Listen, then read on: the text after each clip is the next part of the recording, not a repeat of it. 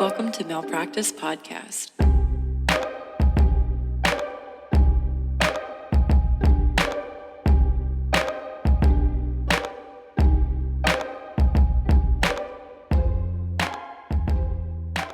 Hello, are you ready to get started? I was like, is it me? We went at the same time. Am I the drama? Always the drama. I'm Sydney. Oh, I'm Jess. I was going to shout out, we have listeners. Mm-hmm. She and her wife drove from like Dallas area to Nacogdoches and they like binged listened to Malpractice.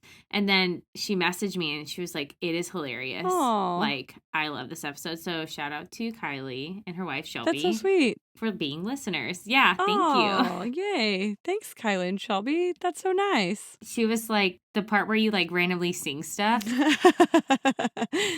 People really like when you randomly sing stuff. That's like the third comment I've heard from a listener that's like, it's my favorite thing.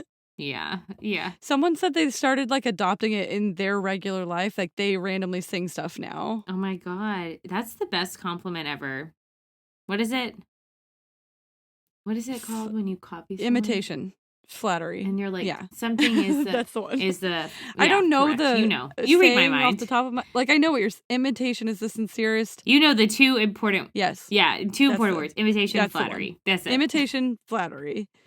Bing bong. Love that. Speaking of imitation, there's a couple that I follow on Instagram, and they do these really funny videos about like what being in a couple is like. And since Eric shaved a mustache, he looks exactly like that guy. Oh God, we have to talk about Eric's mustache. So if this is your first time listening, my husband is Eric.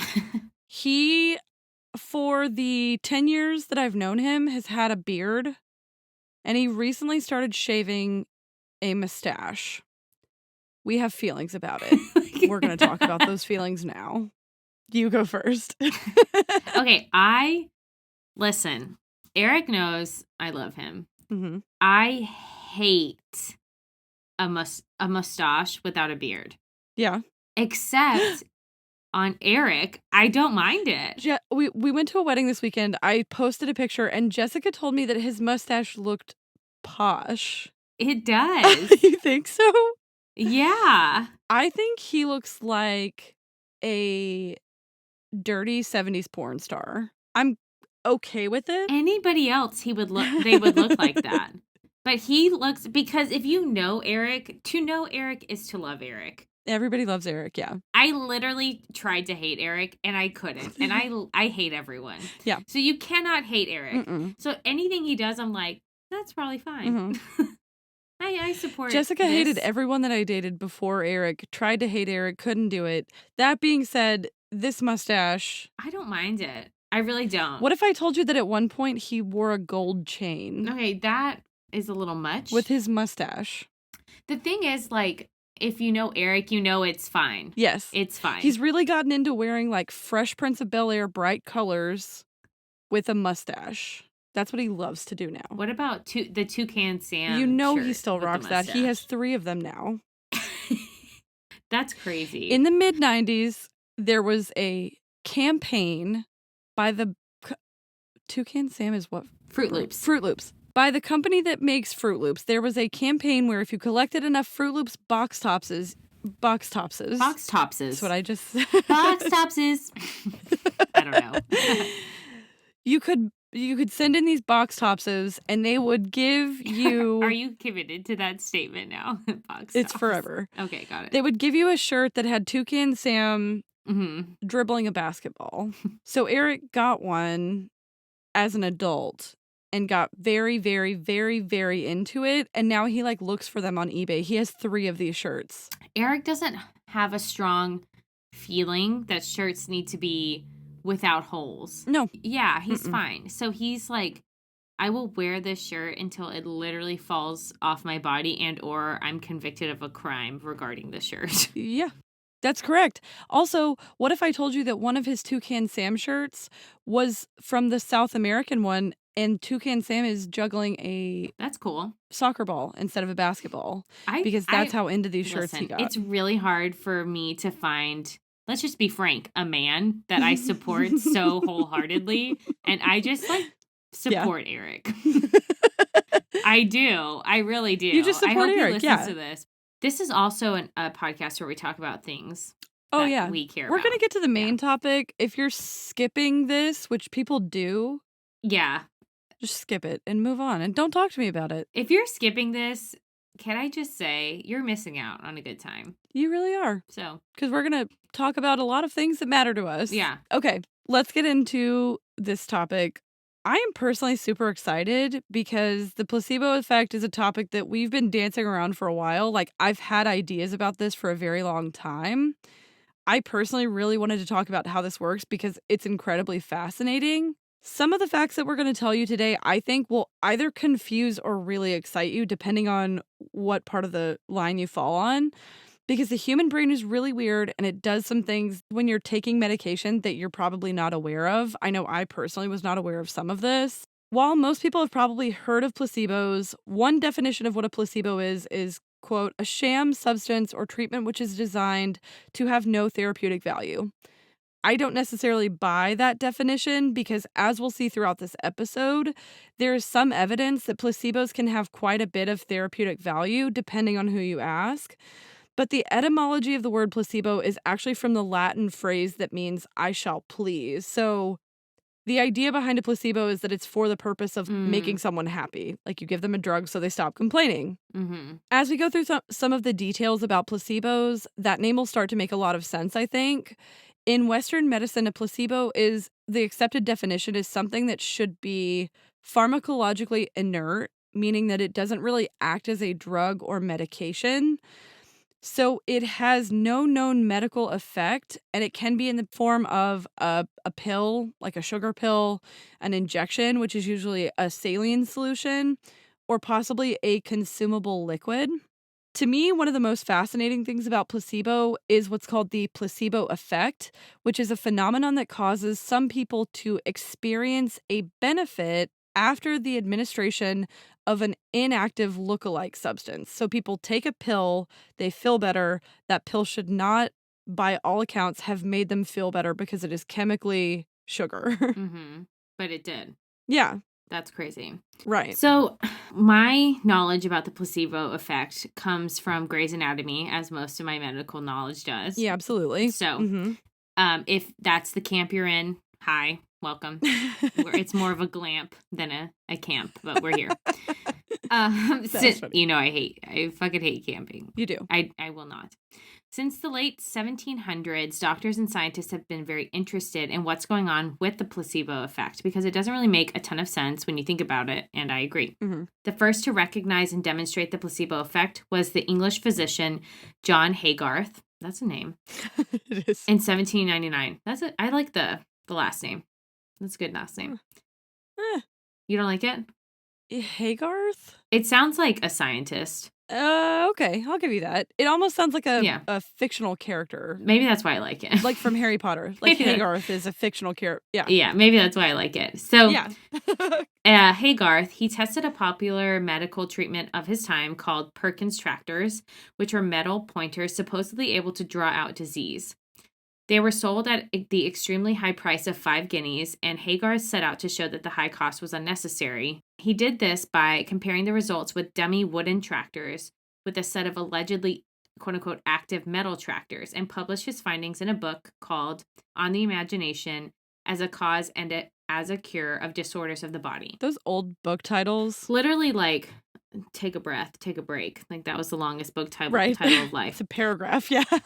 So the wooden pointers were found to be just as useful as the expensive metal ones, showing to a degree which has never been suspected what powerful influence upon diseases is produced by the mere imagination, right?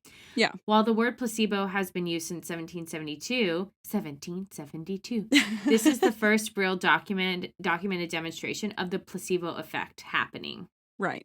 In the early 1800s, specifically 1811, they commonly treated people with quote-unquote bread pills. Mm-hmm. Sounds great.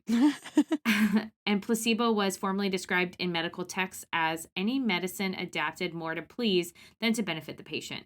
So if someone came into a doctor's office with something that had no known cure or treatment, or if the doctor suspected that there was actually not that much wrong with the person, aka they were like a hypochondriac or me usually, Like when I came in and was like, this mole, remove it immediately. I'm gonna die. And they were like, there's nothing wrong with it. And I was like, I need a biopsy. Yeah. Yeah. And they did. Take it off. They might suggest like a bread pill, Right. which was basically baking yeast into pill form. When they say bread pill, you know what I think of? You know those, it's like the shape of a pill and you put it in water. Oh, yeah. And it becomes a dinosaur. Those are fun. I picture that, but like it becomes a loaf of bread. I want a bread pill if that's what happens. I want a loaf of bread. Same. What's funny also is that the idea of using placebo pills this way came with kind of a derogatory implication, because if you're a physician and you're giving someone this, it's almost like, okay, shut up and just take this. Yeah. But it didn't necessarily imply that the remedy had no effect, because if it works and it stops people from feeling bad,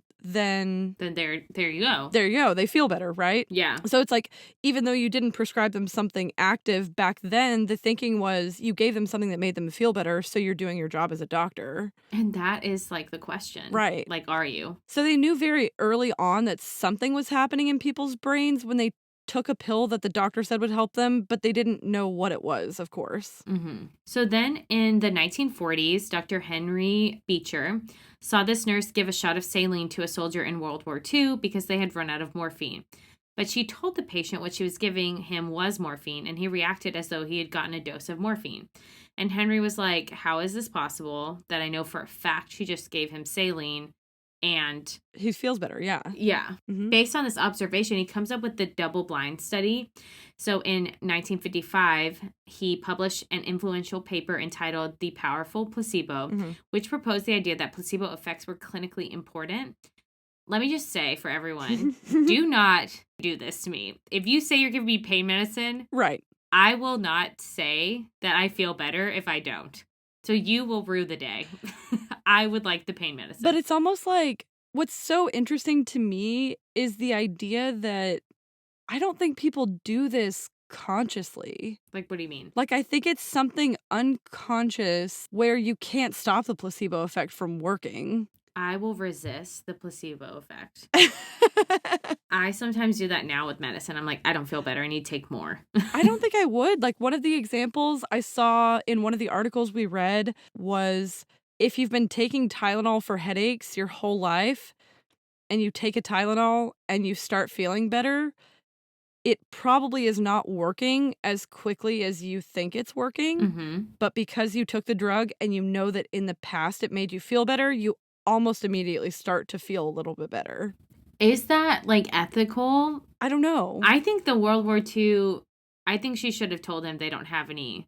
I'm just imagining you come off the battlefield. Sure. I don't know what happened to him, but your leg's blown off. Something bad, probably. Yeah, doesn't sound good. Yeah. And then you're like, I need pain medicine. They're like, oh, we're out of morphine. Here's some saline. And then you're like, oh, I feel better. But, like, for how long did that last? Like, what's, you know. For me, it's like, you did ease his suffering, though. Like, if he was suffering and you gave him something and it eased his suffering, and also, what are the other options? Just to be like, we don't have anything. If you're on a battlefield treatment facility and you are out of morphine, I would be like, we have no more morphine. I probably wouldn't. I'd probably lie. I don't know if that makes me a bitch, but I wouldn't want to lie to a wounded soldier. Look, I hear you, but I probably would do the lie. I hear you. I think it makes sense, but I don't think I would. Because you want people to feel better. Yeah. It's tough. It is tough. All right. At the end of this, we're going to have another discussion where we talk about end. the ethical implications, because I think there definitely are some. But so Henry Beecher came out with the idea of a double-blind study, because he's like, something is happening that makes people feel better when you just tell them they should feel better. We don't know what that is. Let's talk about it. So a double-blind, placebo-controlled clinical trial is basically a clinical trial where neither the patient nor the doctor/researcher know whether the patient is getting the experimental drug or the placebo. So, for example, if you think that a new drug works really well in treating anxiety, you might take 100 people who've been diagnosed with anxiety. You would randomly divide those 100 people into two groups. Let's call them Group A and Group B. One of those groups is going to be the experimental group, and they're going to get a daily dose of the drug that you're testing. The other group is the control group, and they're going to get a placebo or a sugar pill. In a blind clinical trial, like a single blind clinical trial, both groups are told about the possible positive effects and the possible negative side effects, but they're not told which group they're in. So that's the first level of blinding the trial. And then to make it double blind, the researchers recording the results are also not told whether group A or group B are actually getting the drug. They just record the results, and the idea behind all of this is that it eliminates two possible sources of bias, which is bias from the patients and bias from the examiner recording the results. This type of clinical trial has become the gold standard for how we evaluate drugs, especially beginning in the 1960s when the placebo effect had started to become a well-documented phenomenon. It wasn't until the 1990s when placebo trials in the cases of some drugs started showing that sometimes the placebos, which were sugar pills, were outperforming certain drugs in clinical trials in terms of improving patient outcomes. And that's crazy, right? It sounds crazy. It sounds like that should either the drug is not working or something is really happening with the placebo effect that is making people feel better. Right. And so after the 1990s, when this stuff started happening, they started studying the actual effect of placebos, because prior to that, the idea is that the placebo was a foil to a real drug that actually works. So they went into double-blind clinical trials thinking the placebo group should theoretically report absolutely no evidence of improvement. All of this stuff about placebo effect makes me question the world, but also about specifically what were the drugs being used for that had those kind of what you would like a flip-flop of results. Yes. Yeah, the drugs obviously don't work, right? I can actually answer that question. In 2010, they did a systematic review where they looked at 202 drug trials where a placebo group was better than the other drug. Okay. And what they found was that placebos seem to improve outcomes in the cases of certain conditions. So, depression, pain, nausea, asthma, and phobias were pretty consistent disorders or issues where the placebo performed as well as or better than the drug that they were trying out. The only one that makes no sense to me is asthma. Because the rest of that could be like in your head, right? That's a great point. And so they said that in some trials, and then in other ones where they tested the inhaler drug albuterol, it was the only one that helped. Right. Like the placebo had no effect, had a negative effect because people with asthma weren't getting it. So I think in certain cases it can be really beneficial. And then in conditions like smoking, dementia, obesity, hypertension, insomnia, and anxiety, there were no positive effects. Because you need like medication for those. Yeah. So I think to me, part of it comes down to what type of condition you're treating. Right. Because like cancer is not going to get better without a cancer drug. Right. So that's what I think it comes down to.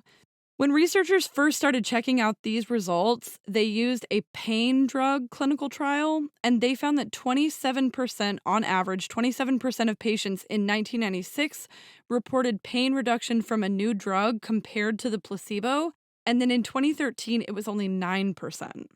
So, what that showed is not that the newer drugs were worse, but that the placebo effect was getting stronger over time. And that was explained by Jeffrey Mogul, who co-discovered this new trend from McGill University. And the trend actually holds up across the fields of pain medicine, antidepressants, and antipsychotic drug studies. Like they took this finding and expanded them to these other types that were not just about pain. So all of them seemed to see an increase in the effectiveness of placebos, basically, specifically in the United States. When you take this to countries that are not the United States, it does not work. And I think that's really fascinating. I'm just processing that. Hold on. I know. Do it. Why? Do they have thoughts on why? Yes. One researcher that I was reading about said that he thought it was about direct-to-consumer drug marketing. Like the way that we have ads on our TV for like depression medicine. Yeah. Other countries don't have those. It's illegal in other countries. I think Australia also has, it's legal there. Interesting. But they thought maybe that was why. Like we have a stronger relationship with taking drugs to fix a problem than other countries do. Interesting, yeah. Which makes sense because if what you're getting from it is taking a pill makes you feel better, then it will. Yeah. We're seeing some success in these cases and studies, and that success continues for a lot of examples. So in 2008, there's a pain relief study done using type A botulinum. Botox. Compared to a saline injection. So they had 20 patients that were suffering from myofascial pain symptoms, and they needed to reduce muscle hyperactivity in like bruxers. I don't know what that means, but they signed up. Teeth grinding. Okay. Oh, teeth grinding. Grinding your teeth. Yeah. Ah. Yep. I need that. Same. Stab me with Botox. Please. So 20 people signed up. There was 10 male and 10 female, ages 25 to 45. So they were diagnosed clinically with grinding your teeth and this pain. They enrolled in this double-blind controlled placebo randomized trial.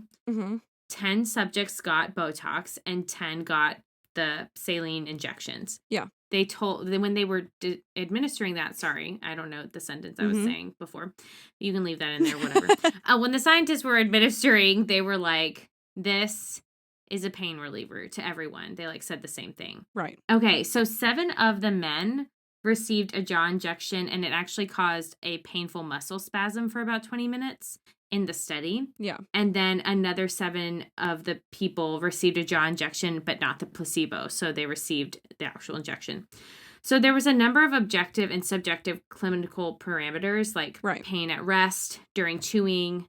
Essentially, they were like checking if people could open and close their mouth without pain and like eat without pain and functionally move their jaw. Right. And then also like if they were tolerating the treatment. Subjective. Yeah. Yeah. They assessed all of those things at a baseline time, and then 1 week later, a month later, 6-month follow-up appointments. At the end, there were improvements in objective areas such as range of movement and subjective areas like pain at rest and during chewing. Yeah. Like across the board, essentially.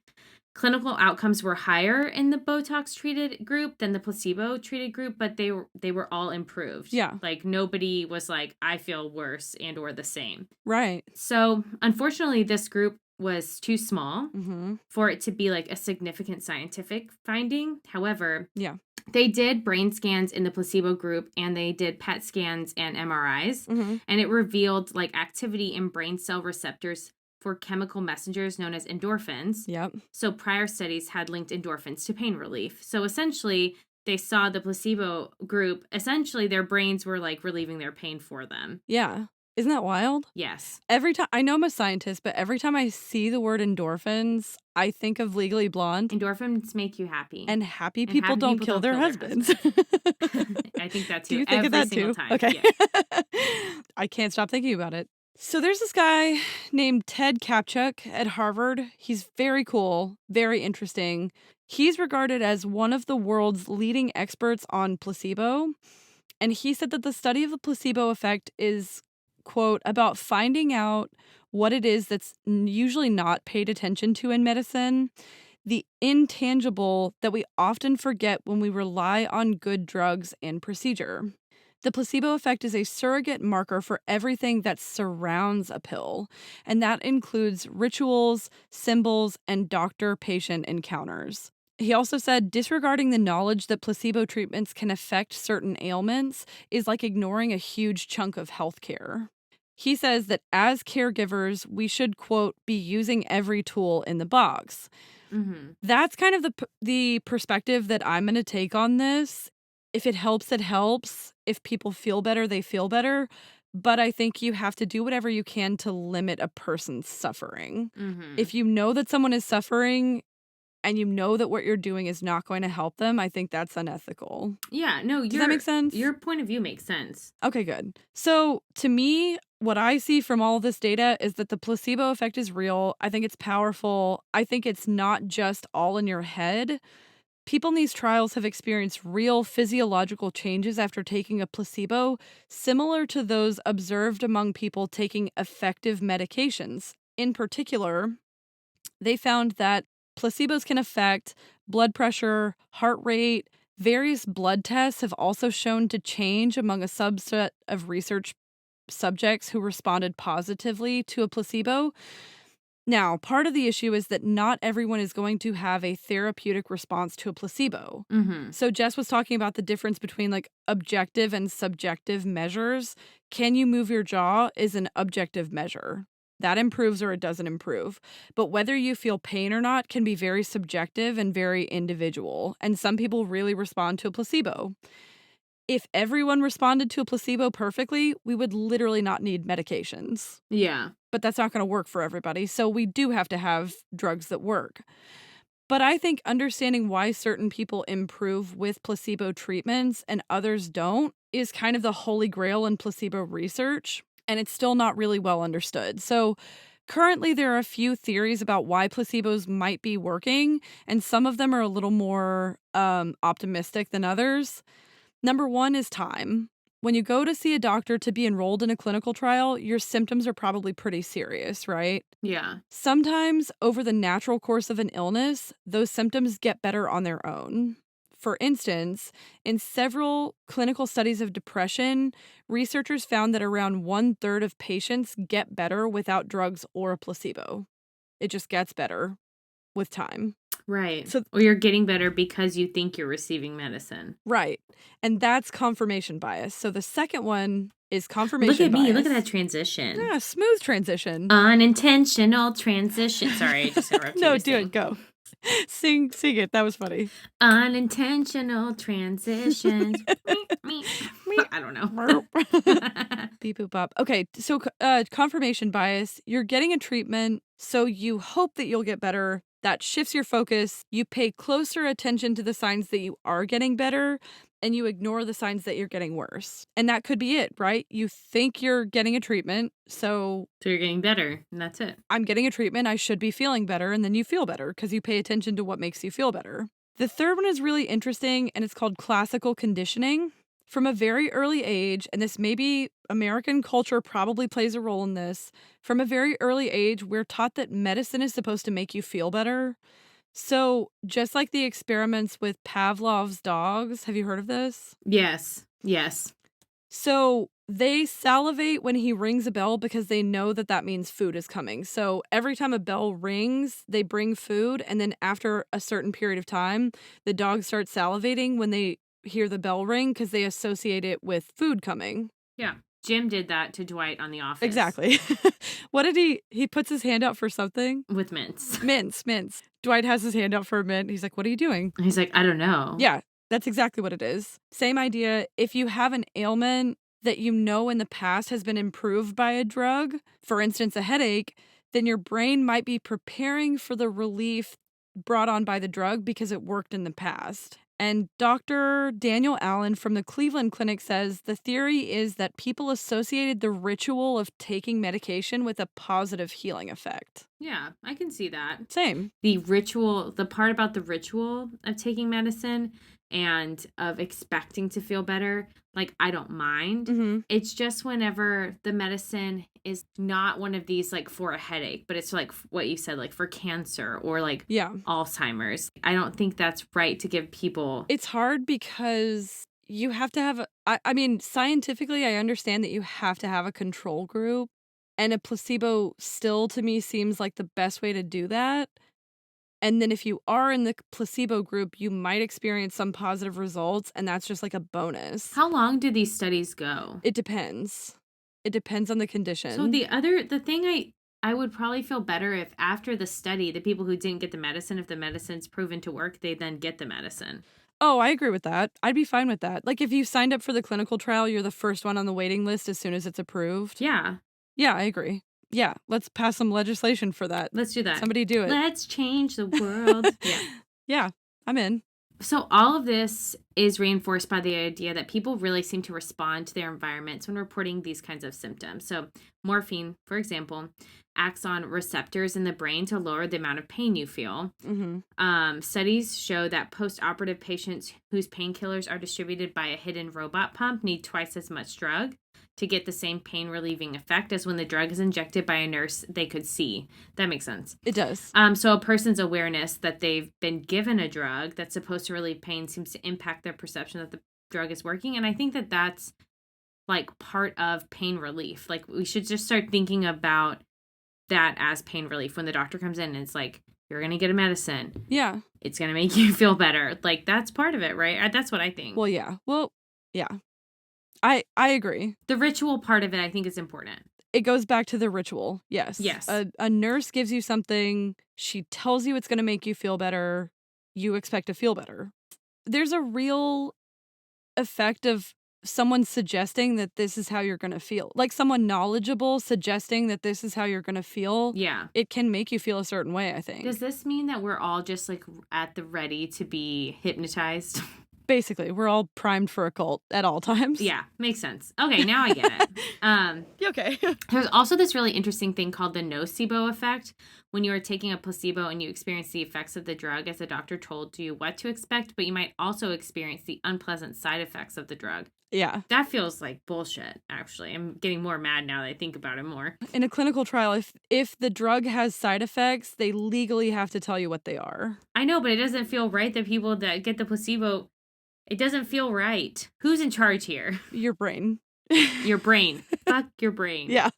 Some of the symptoms that people experience that are negative side effects after a doctor told them that they might experience this are really physical, like hives and rashes. It's a physical manifestation of a side effect that you should not be having. That is the worst part of everything I've learned today.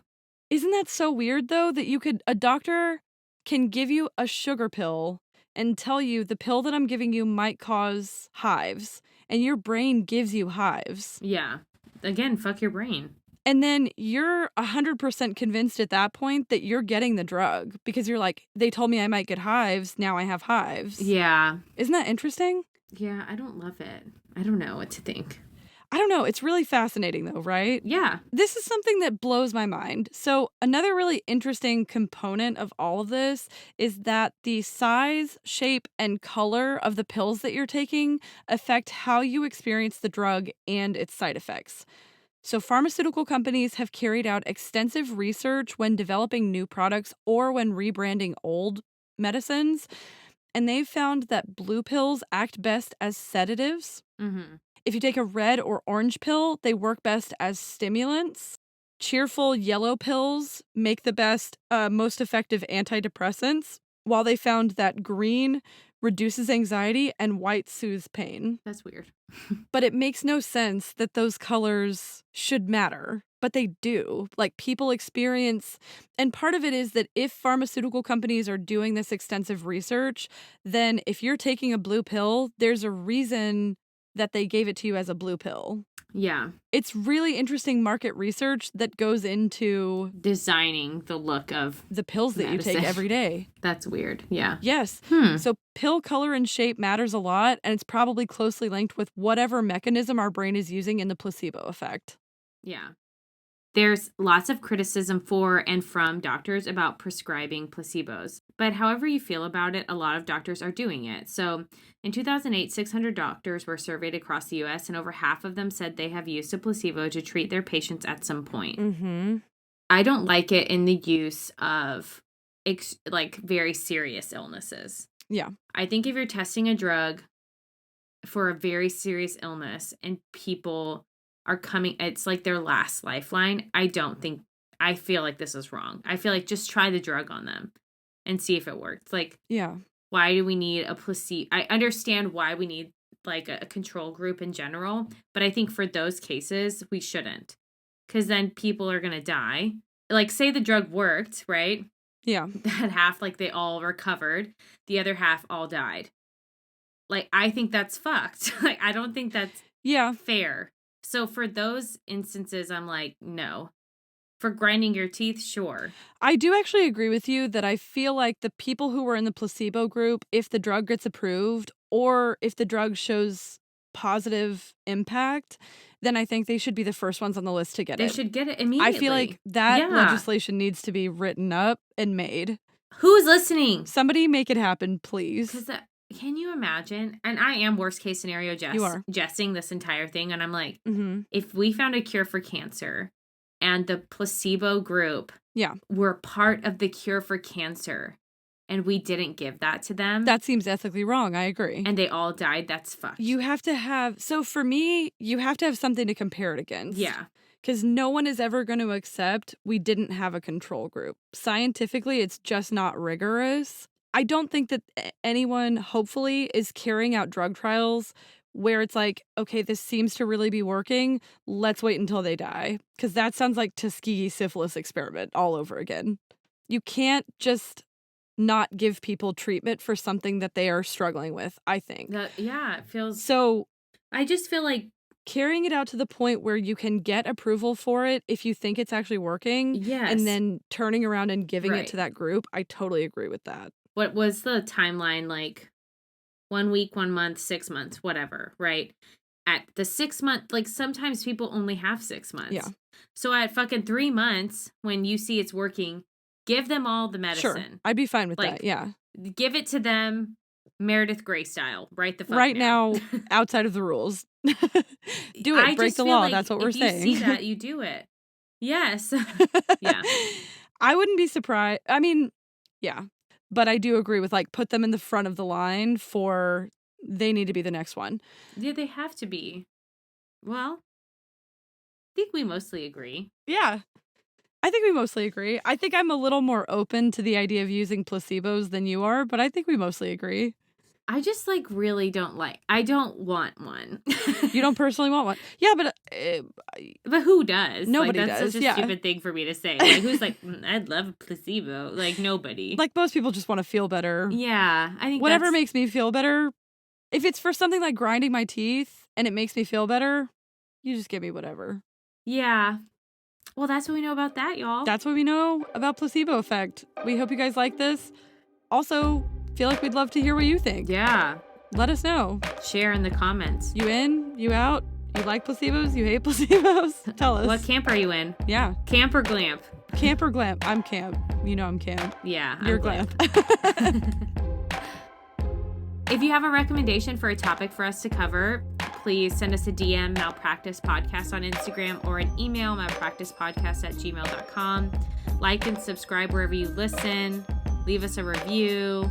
Do the things. Talk to us. Let us know. XO Science Girls. Thanks, Science. We haven't said that in a while. Yeah. Thanks, Science. At a minimum, thanks for letting us know about the placebo effect, because I am fascinated. I have so many. I feel like I have more. I'm like scratching my head. I have like more questions than answers. Than answers. Yeah, 100%. Same. Thanks for listening. And don't forget, malpractice makes perfect. Bye. Bye. Sydney is like gearing up to defend her dissertation. She's about to be a real doctor, y'all. Doctor. So we're about to have to refer to her as Your Royal Highness Doctor. Ladies and gentlemen. Cat Mom. Cat Mom extraordinaire. Esquire. I don't know. Cat Mom attorney at law. Yeah. That would be fun. That would be fun.